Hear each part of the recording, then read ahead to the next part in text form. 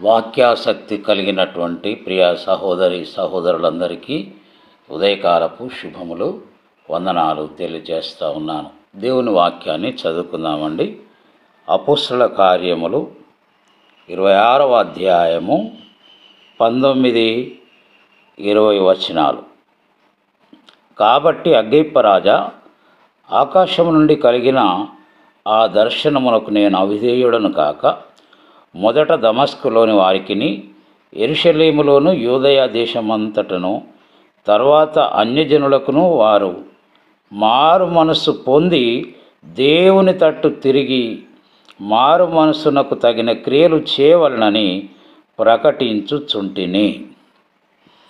ఇక్కడ మనం గమనించినట్లయితే అపొస్తలుడైనటువంటి పౌలు గారు అగ్రిప్పరాజు గారి దగ్గర ఇచ్చినటువంటి తన జీవిత సాక్ష్యమును గూర్చి మనము వింటూ ఉన్నాం.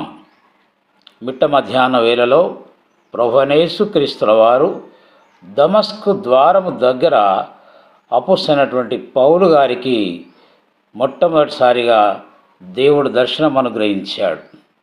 ఆ దర్శనాన్ని గూర్చినటువంటి తన స్వీయ అనుభవాన్ని ఇక్కడ అగ్రిప్పరాజు ముందు పంచుకుంటున్నట్లుగా మనం చూస్తున్నాం.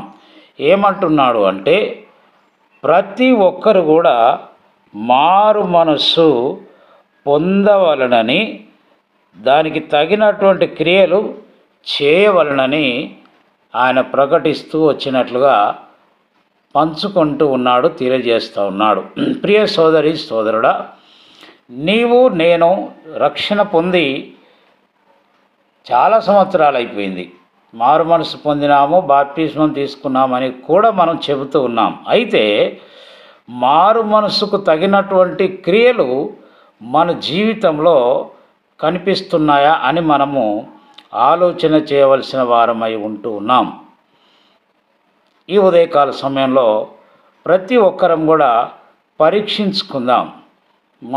మారు మనసు పొందిన తర్వాత మన పాత రోత జీవితంలోని దుష్క్రియలన్నిటిని కూడా మనం విడిచిపెట్టి సత్క్రియలు చేస్తూ మారు మనసుకు తగినటువంటి ఫలాలను మనము ఈ లోకానికి చూపించవలసిన వారమై ఉంటూ ఉన్నాం. కాబట్టి ఈరోజే మనల్ని మనం పునఃపరిశీలన చేసుకొని మారు మనసుకు తగినటువంటి క్రియలు చేస్తూ ఫలిస్తూ జీవితాన్ని ముందుకు తీసుకెళ్తాం. అట్టి కృపా పరిశుద్ధాత్మ దేవుడు మన అందరికి దయచేయను గాక. అందరికీ వందనాలు.